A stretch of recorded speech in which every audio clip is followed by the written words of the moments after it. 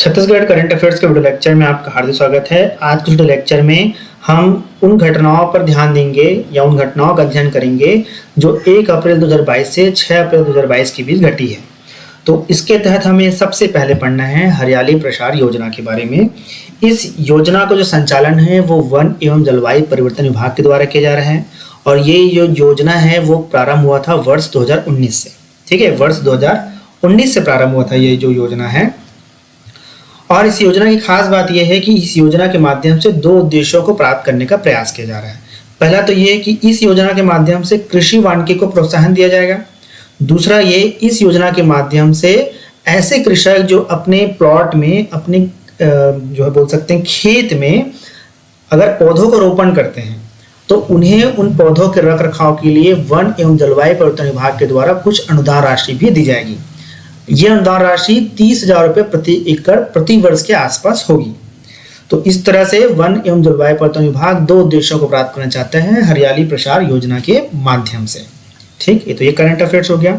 दूसरा current affairs जुड़ा हुआ है छत्तीसगढ़ में बेरोजगारी दर के न्यूज से।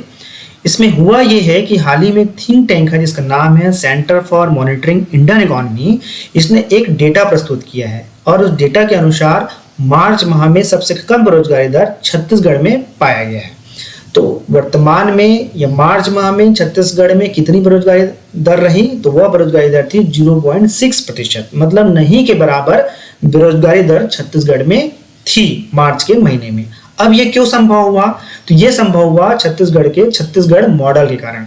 और इस मॉडल का जो जोर है महात्मा गांधी के ग्राम स्वराज अभियान से या कॉन्सेप्ट से जुड़ा हुआ है। इस मॉडल के अंतर्गत सुराजगा योजना, नरवा गरवा घुरवा बारी कार्यक्रम, गोधन न्याय योजना, राजीव गांधी किसान न्याय योजना, राजीव गांधी ग्रामीण कृषि भूमिहीन योजना, कृषि मजदूर न्याय योजना तथा रूरल इंडस्ट्रियल पार्कों की स्थापना की गई है। साथ ही में जो लघु वनोपज है उनका जो संग्रहण है और उनकी जो खरीदी है अब वो किसके द्वारा की जा रही है? सरकार के द्वारा की जा रही है ना। तो इसके माध्यम से क्या हुआ कि लघु वनोपज का वैल्यू एडिशन भी किया जा रहा है ना। तो इन सब योजनाओं का असर क्या हुआ? इस सब योजनाओं का असर हुआ कि छत्तीसगढ़ में बेरोजगारी दर बहुत कम हो गई है। ठीक है, इस वीडियो लेक्चर के आगे ही हम पढ़ेंगे कि बेरोजगारी का मतलब क्या होता है और बेरोजगारी कितने प्रकार की होती है। अब centre for monitoring Indian economy के बारे में पढ़ लेते हैं। तो ये एक थिंक टैंक है जिसकी स्थापना 1976 में हुई थी और इसने बहुत बड़ा डेटा बैंक बनाया है। डेटा बैंक के माध्यम से जो इकोनॉमी के पॉइंट ऑफ से जो डेटा महत्वपूर्ण है उसको ये समय समय पर प्रस्तुत करता है।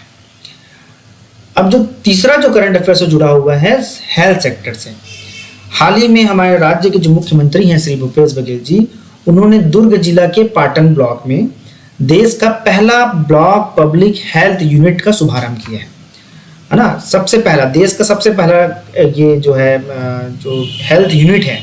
अब ये हेल्थ यूनिट क्या करेगा? तो इसमें ये पिक्चर में नजर आ रहा है कि एक हमर लैब स्थापित किया गया है और इसके माध्यम से क्या होगा, जो ग्रामीण क्षेत्र में निवास करने वाले लोग हैं तो उनका डायग्नोसिस किया जाएगा कि वो किन बीमारियों से ग्रसित है और उनके अनुसार विशेषज्ञ डॉक्टरों के द्वारा इलाज किया जाएगा।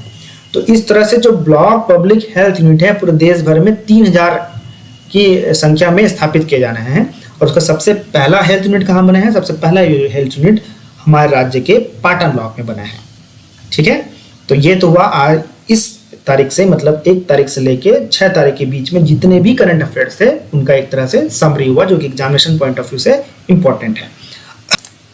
तो बेरोजगारी का मतलब होता है अगर कोई व्यक्ति जो शारीरिक और मानसिक रूप से स्वस्थ है और काम प्राप्त करना चाहता है लेकिन वह काम प्राप्त नहीं कर पा रहा है तो उसे हम क्या कहते हैं? उसे हम कहते हैं बेरोजगार, है ना। तो ये टर्म्स हम क्यों पढ़ रहे हैं? टर्म्स इसलिए पढ़ रहे हैं क्योंकि छत्तीसगढ़ में बेरोजगारी दर मार्च महीने में सबसे कम था। कितना? 0.6%, है ना। पूरे देश में सबसे कम कहीं अगर बेरोजगारी था तो कहाँ था? छत्तीसगढ़ में था।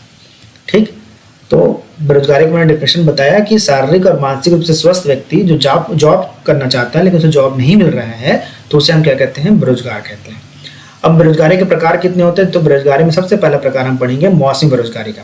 तो मौसमी बेरोजगारी में क्या होता है कि मान लो कोई व्यक्ति कृषि में जुड़ा हुआ है। ठीक है, किस में जुड़ा हुआ है दोस्तों? कृषि में जुड़ा हुआ है। अब मान लो खरीफ की कृषि करता है तो खरीफ की जगह कृषि कर रहा है तो सपोज उसने जुलाई में बोया और नवंबर दिसंबर में उसे काट लिया, तो वर्ष के 3 से 4 महीने उसके पास क्या रहा, जॉब रहा, लेकिन बाद में अब उसके पास क्या नहीं है, जॉब नहीं है। तो ऐसे बेरोजगारों को हम क्या कहेंगे, मौसमी बेरोजगारी। मतलब मौसम के अनुसार अगर किसी की बेरोजगारी तय होती है तो उसे हम मौसमी बेरोजगारी कहते हैं। तो भारत में कृषि क्षेत्र में जुड़े हुए बहुत सारे ऐसे लोग हैं जो एक फसल की कृषि करते हैं, तो उनमें मौसमी बेरोजगारी बहुत ज़्यादा परिमाण में पाया जाता है। ठीक है, अब देखते हैं दूसरा जो बेरोजगारी है उसे हम बोलते हैं चक्री बेरोजगारी।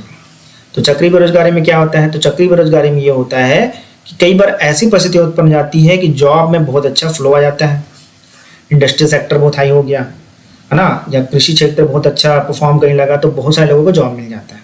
लेकिन जैसी ही मंदी की स्थिति आती है तो उनकी जॉब क्या हो जाती है, खत्म हो जाती है।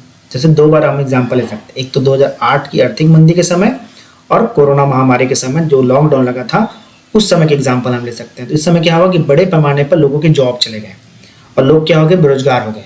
मतलब ऐसे लोग चाहते थे कि वो रोजगार करें, कहीं जॉब करें, लेकिन उनको जॉब नहीं मिल पा रहा था।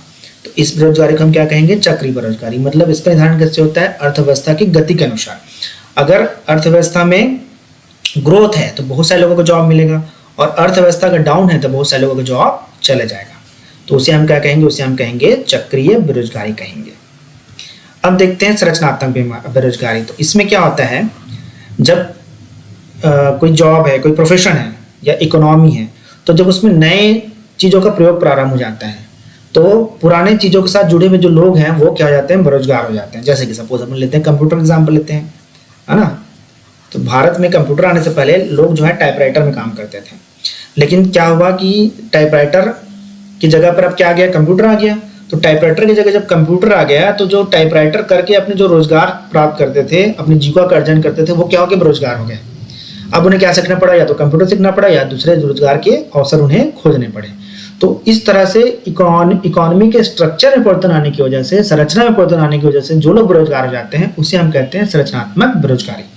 ठीक, अब एक होती है छिपी बेरोजगारी। तो छिपी बेरोजगारी में क्या होता है, जैसे कि कृषि क्षेत्र ही लेते हैं।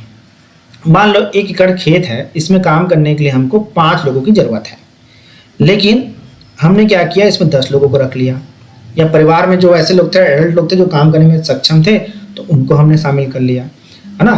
तो उसकी लेकिन जरूरत कितने लोगों की थी, 5 लोगों की, लेकिन काम कितने लोग कर रहे हैं, 10 लोग। तो हमको लगेगा 10 के 10 लोग क्या हैं, रोजगार प्राप्त है, लेकिन ऐसा नहीं है। हमको जरूरत कितनी की है, 5 के लोगों की जरूरत है, 10 लोग काम कर रहे हैं, मतलब 5 लोग एक्स्ट्रा हैं। तो ये 5 लोग जो एक्स्ट्रा हैं, इसी को हम कहेंगे छिपी हुई बेरोजगारी। इसे क्या कहेंगे हम, छिपी हुई बेरोजगारी। मतलब काम करने के लिए हमें कम लोगों की जरूरत है, लेकिन जरूरत से ज्यादा लोग काम कर रहे हैं। तो जो एक्स्ट्रा जो लोग हैं, और ऐसे लोग जो काम तो करते हुए नजर आते हैं लेकिन वास्तव में काम नहीं कर रहे हैं, उनको अगर हटा भी दिया जाएगा तो हमारे जो प्रोफेशंस है या हमारा जो बिजनेस है उस पर कोई प्रभाव नहीं पड़ेगा। तो उसे हम क्या कहेंगे, छिपी हुई बेरोजगारी कहेंगे। फिर एक है शिक्षित बेरोजगारी। तो इसमें होता क्या है कि व्यक्ति ग्रेजुएट हो जाता है या बहुत अच्छा से स्किल्ड हो जाता है, जैसे इंजीनियर बन गया, लेकिन फिर भी उसके पास जॉब नहीं है। तो ऐसे बेरोजगारी को हम क्या कहेंगे, ऐसे बेरोजगारी को हम कहेंगे शिक्षित बेरोजगारी।